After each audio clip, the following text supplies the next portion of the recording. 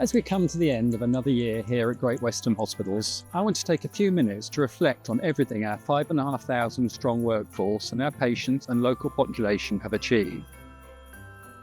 It's been a challenging year for the NHS, with waits for patients much longer than we would like. But despite the adversities, our staff have stepped forward time and again to continue providing exceptional care to everyone who needs it.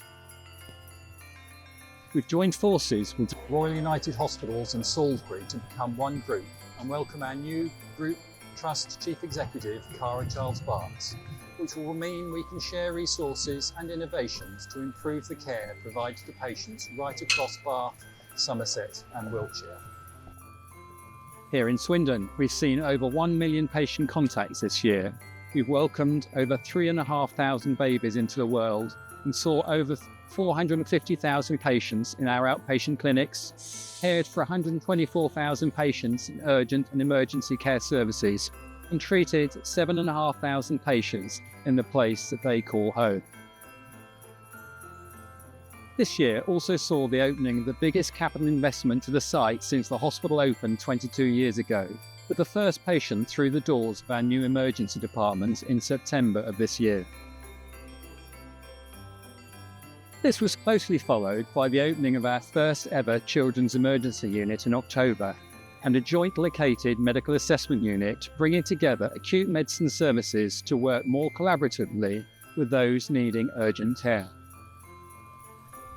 The opening of these fantastic new facilities followed years of hard work and planning from the teams on the ground, and with the input from so many of you across our town, and this will improve the provision of urgent and emergency care for years to come in Swindon.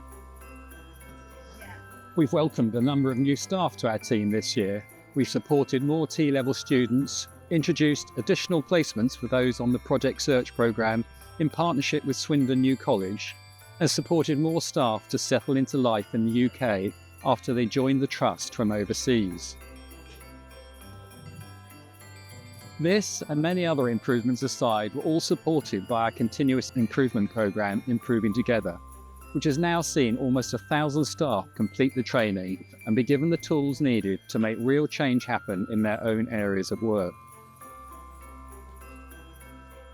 We had the best ever response rate to our staff survey and are committed to using the results next year to keep driving forwards, recognising the areas that we are already performing really well and addressing that which we know can be done better. We improved our digital infrastructure and looked to virtual reality to help with training in conditions such as sepsis. We've also secured funding to introduce a new shared electronic patient record with RUH and Salisbury, allowing us to standardise care and improve the patient and staff experience. We've been recognised nationally for our work on sustainability, becoming the first trust in the country to be chosen by the NHS as an exemplar organisation for best practice, and are on track to hit our ambitious target of being 80% carbon net zero by 2036.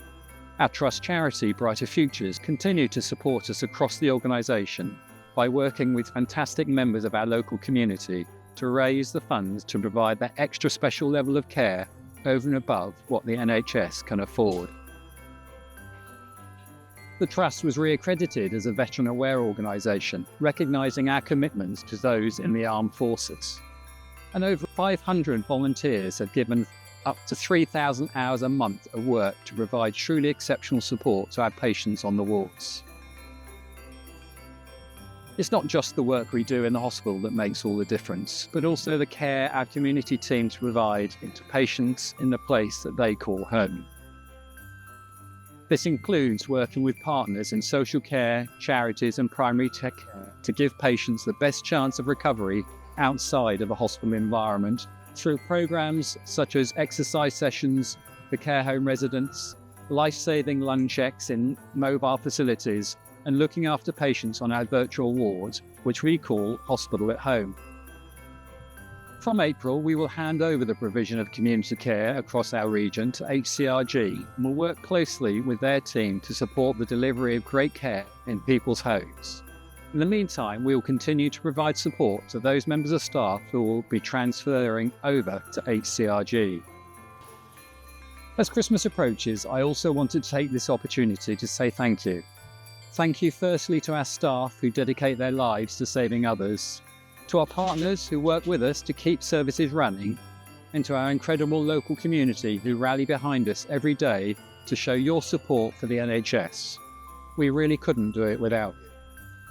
From all of us here at Great Western Hospitals, a very Merry Christmas and a Happy New Year.